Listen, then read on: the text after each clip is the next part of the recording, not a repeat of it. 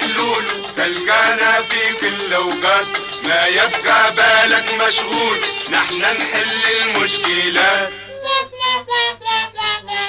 مكتب مفتوح. كان عندك حاجة خسرانة ثلاجة ولا سخانة والله ان كان زوجتك حرجانة تبي تشكي في الجارات. فتحي بدر.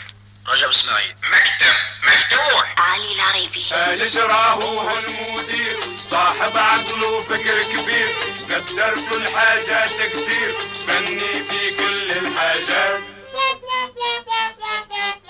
مكتبنا ديما محلول تلقانا في كل اوقات ما يبقى بالك مشغول نحن نحل المشكلات.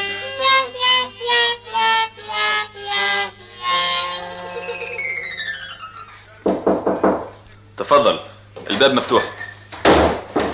السلام عليكم ورحمة الله. معكم خير يا حضرة المدير. اهلا حفالش، تعال قد هنا تعال. قالوا تبيني ان شاء الله لباس. بصراحة يا حفالش انت فوت منارتي، لا نفعت قسم مالية ولا قسم مستخدمين ولا علاقات ولا مخازن، حتى بعد ما حولناك للصحراء درت لنا مشاكل مع الخبراء. تمام خبراء فالصو. يا سيدي مش مهمتك اختيارهم، انا مش عارف انت مهندس خبير خريج معهد نفط، ايش دخلك في حاجات ما تعرفنش؟ كيف ما قالك ما نعرفنش ما خش عليه هيك خلاص. على كل حال يؤسفني نبلغك ان مجلس الادارة بعد دراسة وتمحيص قرر الاستغناء عن خدماتك. تفضل هذه الرسالة. بلكم تشاور ارواحكم راكم تخسروني. معلش يا سيدي يعوضنا الله فيك، بس ارجو انك ما تزعلش، نحن بصراحة نبو ناس تخدم. يعني توا قصدك نبيدي اللي ما نخدمش؟ بالله عليك بالله عليك ايش درت في السنة اللي قعدتها معنا من غير المشاكل وبس؟ تيمو منكم انتو ما حطيتونيش في المكان المناسب. والله انا شخصيا ما عرفت المكان المناسب لك وين. تيمو نحل لكم مشاكل الشركة، راهو نبيدي اصطافي حل المشاكل وعندي موهبة افضل. انا اسف يا حفالش اسف، عندي اجتماع بعد ربع ساعة، مع السلامة. ريت اخر كلمة يا تردوني للعمل يا والله العظيم نمشي نشكي فيكم. انت حر يا سيدي.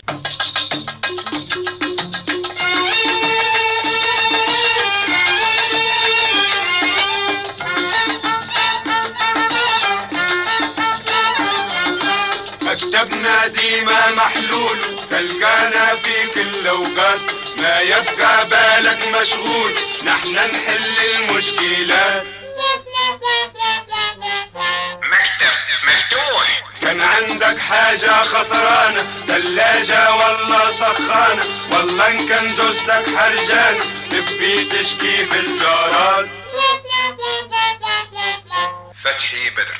رجب اسماعيل. مكتب مفتوح. علي العريبي. الجراه هو المدير صاحب عقل وفكر كبير قدر كل حاجة تقدير فني في كل الحاجات. مكتبنا ديما محلول تلقانا في كل اوقات ما يبقى بالك مشغول نحن نحل المشكلات.